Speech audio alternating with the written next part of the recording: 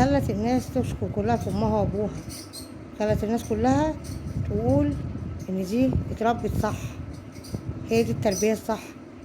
خلت الناس كلها يقولوا عليها وطلعوا لامها، طلعوا لابوها.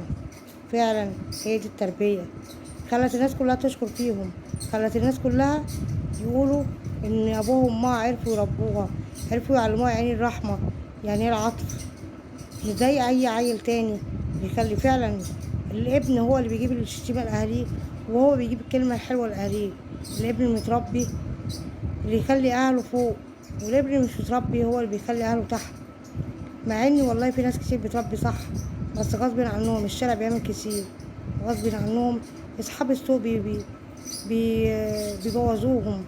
البنت دي عملت اللي احنا كلنا بنتعلمه من صغرنا، عملت الخير، فعلت فعل جميل جدا، علمنا درس كبير، علمتنا درس فعلا ان احنا ممكن ابننا او بنتنا يطلعونا فوق قوي قوي قوي، والناس كلها تشكر فينا، ممكن ينزلونا لتحت قوي قوي قوي، ممكن الناس كلها تتكلم علينا وتدعي علينا تقول دي تربيتكم، هو ده اللي انتوا بتربوه.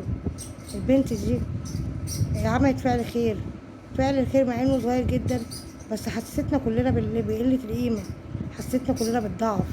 ناس كتير مننا بتشوف غلابة في الشارع وبيستكتروا يدوهم او بيعملوا حاجة خير، بيبقى ممكن ماسكين الجنيه في ايديهم ومستكترين دول الغلبان. بس صدقوني ايا كان محتاج او مش محتاج، لقيتوا حد محتاج ادوله، اعطفوا عليه. هو ده الدرس. عمل الخير، عمل الخير هو اللي ناخده معانا، عمل الخير اللي هو اللي هيعود لنا، عمل الخير هو اللي هياخده معانا في مكاننا، مفيش حاجة تانية غيرها. صدقوني.